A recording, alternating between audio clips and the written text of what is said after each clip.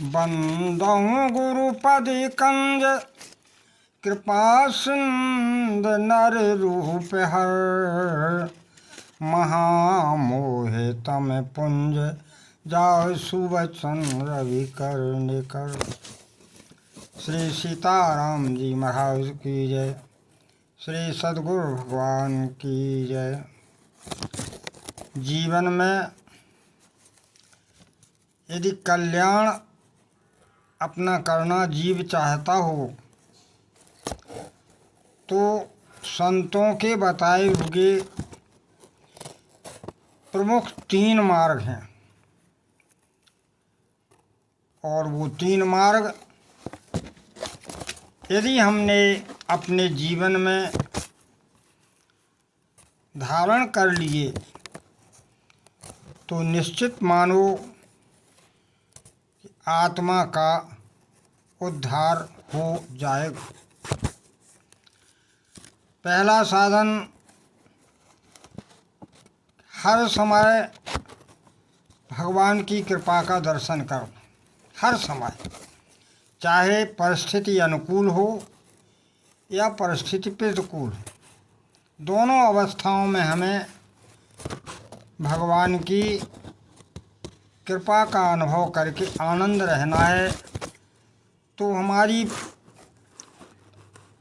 प्रतिकूल परिस्थिति भी कल्याणमयी बन जाएगी।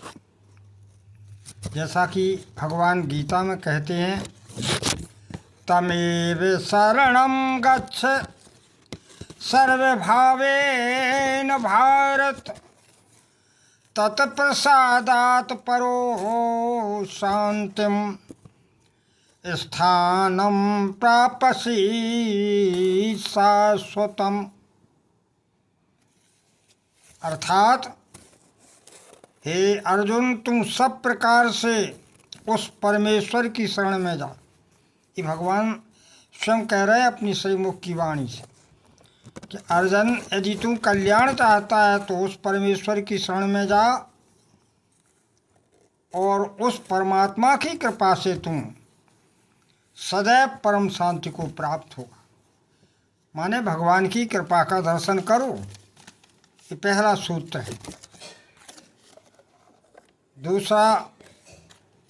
दूसरी बार भी गीता में भगवान एक अन्य मंत्र में अर्जुन को समझाते हुए कहते हैं कि मन मना भव मद भक्तो मद्याजी माम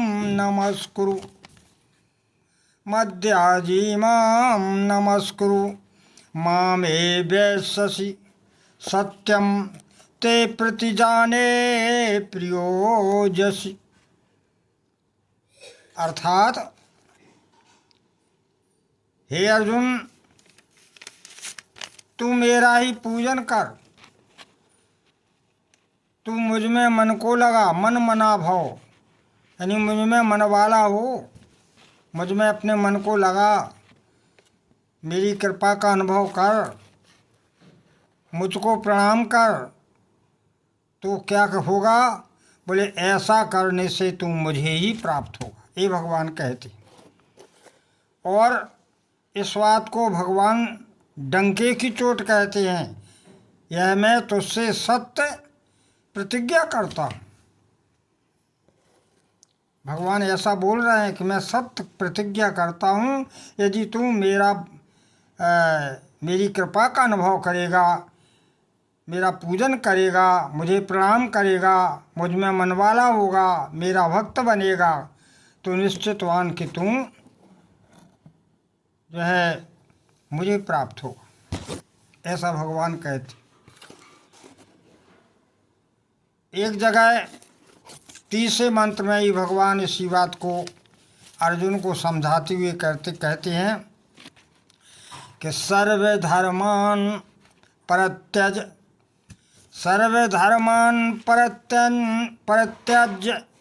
मामेकं शरणं व्रज अहम त्वा सर्व पापेभ्यो मोक्षस्यामि मां शुचि।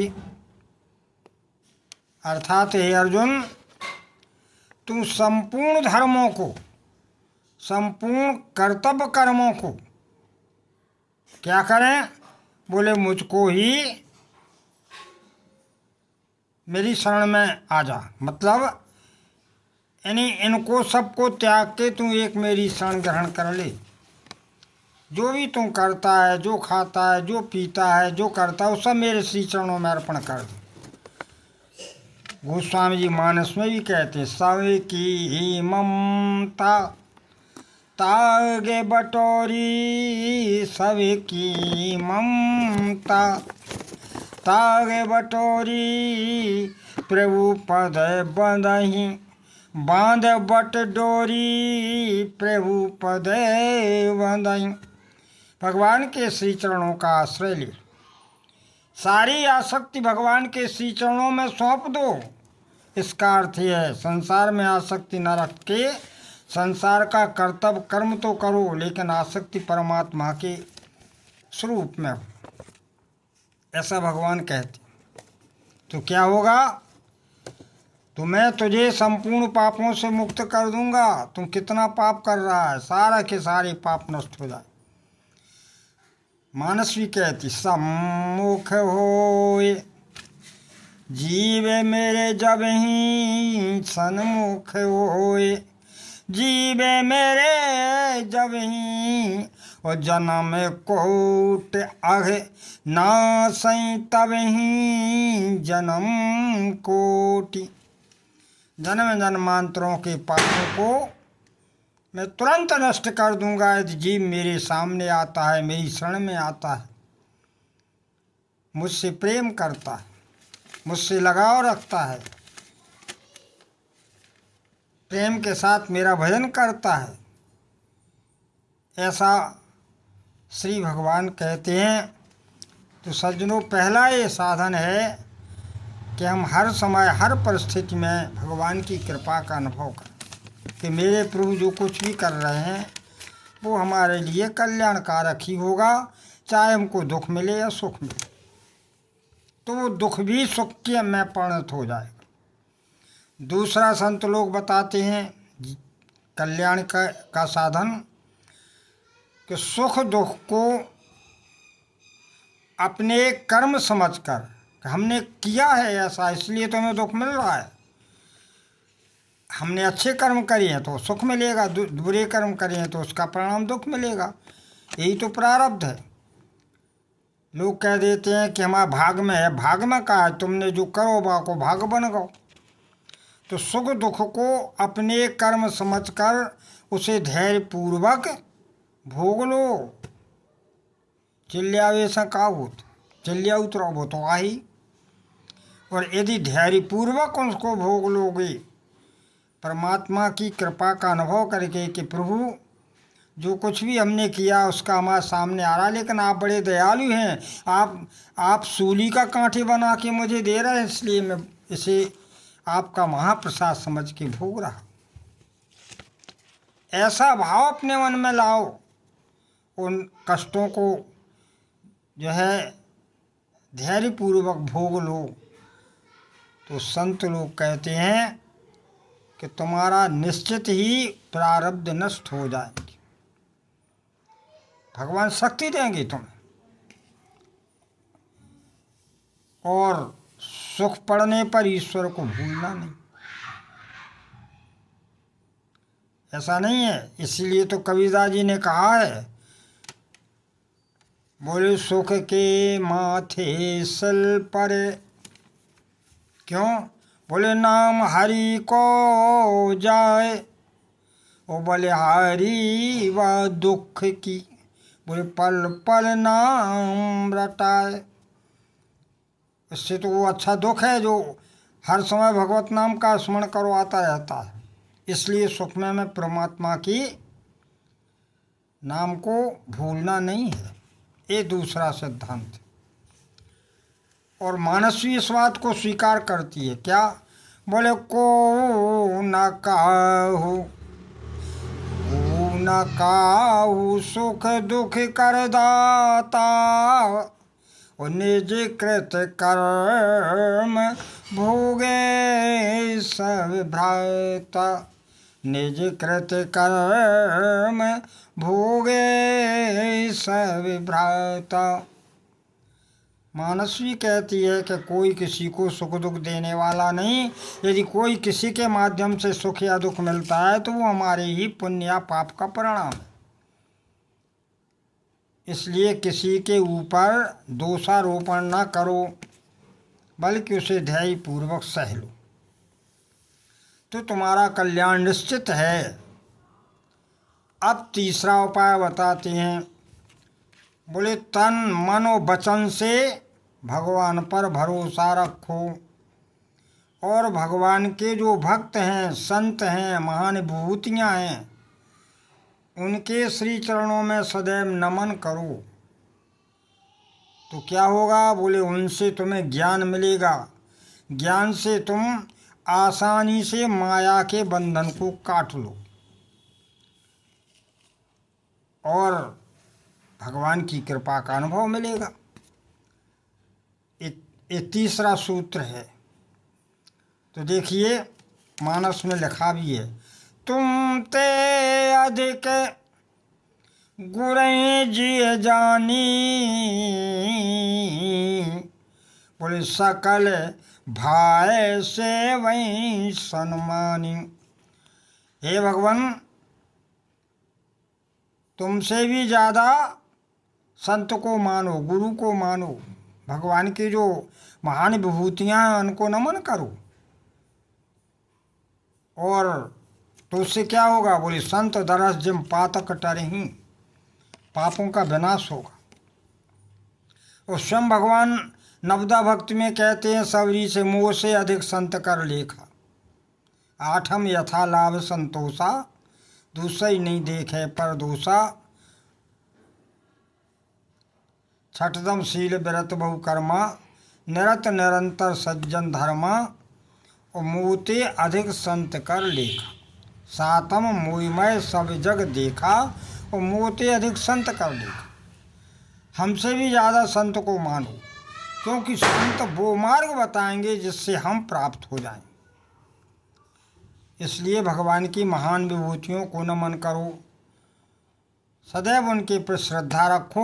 ये तीसरा सूत्र है, भगवान और भगवान की विभूतियाँ। ये तीसरा सूत्र देखो, गीता भी इस बात को कह रही है। अपि चेदसि पापेभ्यः सर्वेभ्यः कृत पापकृतमा, अपि चेदसि पापेभ्यः सर्वेभ्यः पापकृतमा, और सर्वं ज्ञान प्लवेनेव वृणम संत ऋष्यसि। मतलब यदि तू सब पापियों से भी पाप करने वाला है, सबसे ज़्यादा पाप करने वाला है, तो भगवान कहते हैं कि तुम ज्ञान रूपी नौका के द्वारा निस्संदेह संपूर्ण पापों के समुद्र से भली भांति तर जाएगा। अब देखिए, पाप के लिए ज्ञान रूपी नौका चाहिए। ज्ञान मिले कहाँ से आए ज्ञान? ज्ञान तो संत नहीं से मिले, इसलिए संतों के लिए लिखा है तीसरे सूत्र में, क्योंकि बिन सत्संग विवेक न होई। अरे भाई, अब तुम संतों का साथ करोगे, भगवान की कथाएं सुनोगे, तभी तो ज्ञान आएगा, तभी तो विवेक जागृत होगा। बिन सत्संग विवेक न होई, और राम कृपा बिनु सुलभ न सोई। इसलिए भगवान और भगवान के भक्तों पर, जब भगवान पर आप विश्वास करेंगे तो भगवान तुम्हें संयोग जोड़ेंगे, और संतों के माध्यम से ज्ञान प्राप्त कराएंगे। इसीलिए लिखा है कि राम कृपा बिन, पहले भगवान की कृपा, इसके बाद संतों की कृपा। तो इस तरह और भी मानस में भी इस बात को लिखा है भगवान के लिए, मन वचन कर्म मन मोर गति, ये स्वयं भगवान कह रहे हैं। वचन कर्म मन मोर गति, भजन करें निष्काम। बोले तो क्या मिलेगा? बोले तिनके हृदय कमल में करऊं सदा विश्राम। तिनके हृदय कमल में करऊं सदा विश्राम। हम उनके हृदय रूपी कमल में विराजमान हो जाते हैं, प्रकाश उस जीव को हम कर देते हैं, ज्ञान का प्रकाश, सद्ज्ञान का प्रकाश, इससे परमात्मा की प्राप्ति हो जाती। तो ये तीन चीज़ें सज्जनों हैं। और भी मानस में आया है, मम गुण गावत पुलक शरीरा, गद गद गिरा नयन बह नीरा। भगवान के चरित्रों को रोमांच होकर जो गान करता है, नेत्रों से अश्रुधारा बहती है। काम आदि मद दम्भ न जाके, तो क्या मिलता है? बोले तात निरंतर बस में ताके। भगवान कहते हैं मैं उसके बस में हो जाता हूँ। ये सज्जनों संतों के बताए हुए सुगम रास्ते हैं, जिन पर हम जैसे संसारी जीव चल करके अगर इनका थोड़ा थोड़ा भी पालन अपने जीवन में उतार लें तो भगवत कृपा तुम्हें मिल जाएगी और फिर आगे बढ़ जाओगे, भगवान स्वयं बढ़ाएंगे आगे। इसलिए ये जो है तीन सूत्र जो है बताए गए हैं। और अब इसी के साथ वाणी का विराम। बोलिए आनंद कंद भगवान की।